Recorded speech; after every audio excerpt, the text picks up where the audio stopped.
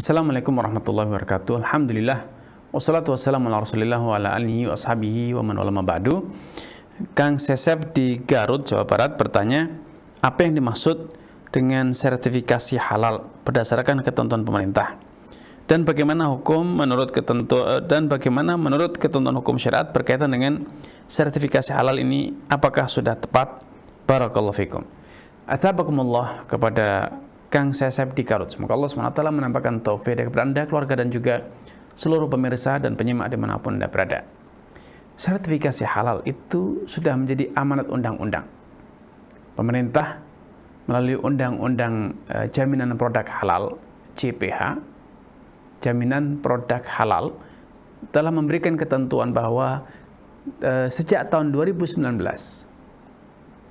tidak boleh lagi ada barang yang beredar, makanan dan minuman atau yang lainnya yang beredar di negeri kita kecuali setelah mendapatkan pernyataan halal yang diwujudkan berupa sertifikasi. Tujuannya untuk memproteksi, melindungi kaum muslimin, masyarakat Indonesia dari produk-produk yang haram. Sehingga ketika kaum muslimin membeli produk, maka dia sudah bisa mendapatkan kepastian bahwa produk tersebut halal. Itu tujuan yang sangat mulia sekali. Namun tentu, ya, untuk bisa mendapatkan sertifikasi ini bukan berarti kewenangan masing-masing untuk mendeklar bahwa saya halal, produk saya halal. Tidak, harus melalui prosedur. Ada sekian tahapan yang harus kita lalui untuk kemudian bisa mendapatkan portofolio secara kertas pernyataan bahwa produk kita halal.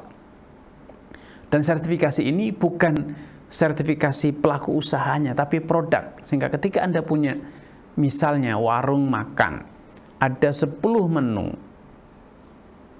lauk misalnya, ada 10 menu sayur, ada 10 model sambal, maka semua menu itu, semua varian itu harus disertifikasi.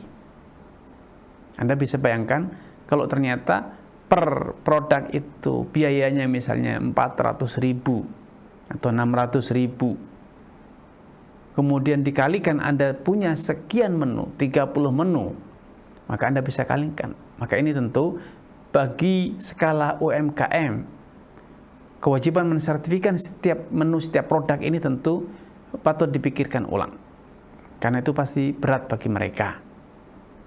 Namun dari sisi manfaatnya, ini adalah satu hal yang positif. Konsumen mendapatkan proteksi dari pemerintah bahwa mereka mendapatkan informasi yang valid, informasi yang tuntas perihal kehalalan produk yang akan Anda konsumsi atau Anda gunakan. Sehingga ketika Anda menggunakan produk itu nyaman, memakannya nyaman, tenang, karena tidak was-was tentang keharaman. Apalagi bila produk itu produk yang didatangkan dari luar negeri, negara yang tidak beragama Islam, negara yang mayoritas penduduknya Nasrani atau Konghucu atau yang lainnya. Keberadaan sertifikat ini tentu sangat membantu bagi masyarakat yang membutuhkan produk tersebut, apalagi misalnya produk tersebut satu-satunya produk yang ada, atau mungkin produk yang paling kompetitif harga dan kualitasnya dan seterusnya. Karena itu kemudian pemerintah atas masukan-masukan yang banyak kepada pemerintah, kemudian ada upaya untuk mengedukasi masyarakat yang level UMKM, sehingga ada kemudahan yang diberikan kepada mereka, ada penyuluhan, dan bahkan ada wacana, ada arah untuk mensertifikasi pelaku usaha muslim. Sehingga yang perlu disertifikasi adalah pelaku usahanya. Dan ini menurut saya, ini adalah sertifikasi yang seharusnya paling tepat untuk diterapkan kepada para pelaku usaha muslim yang tinggal di negeri kita. Karena idealnya secara default, secara hukum asalnya, setiap muslim itu tidaklah memproduksi barang yang haram. Apalagi kalau sudah dipastikan bahwa mereka telah tersertifikasi, sehingga mereka bisa mengetahui, bisa memilah, mencirikan, mengidentifikasikan produk yang haram, pengolahan yang haram, penyajian yang tidak sesuai dengan aturan syariat dan seterusnya. Sebagaimana mereka juga tersertifikasi perilaku usahanya, berjual beli dengan cara-cara yang halal, cara yang transparan, tidak menipu, tidak merugikan, tidak memonopoli dan seterusnya, sehingga umat Islam akan sangat terbantu dengan sertifikasi pelaku ini. Jika ketika pengusaha muslim UMKM, seorang pengusaha muslim memiliki 50 varian produk, maka tidak perlu mengajukan sertifikasi untuk masing-masing produknya. Cukup deklarasi, pernyataan bahwa pelaku usaha ini sudah tersertifikasi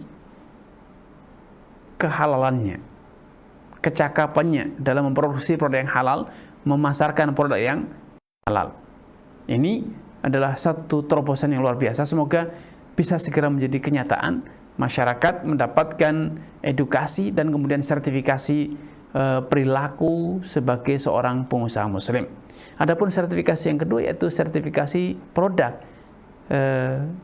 Tentu itu sertifikasi yang sangat bermanfaat untuk memproteksi umat Islam dari produk-produk yang diproduksi oleh non-muslim, sehingga produk mereka bisa dipastikan akan status kehalalannya.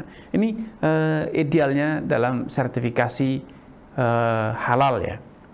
Walaupun per hari ini sertifikasi itu masih tetap diberlakukan pada produknya.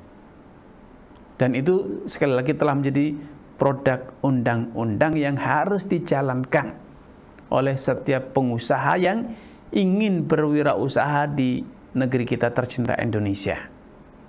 Allah Ta'ala a'lam.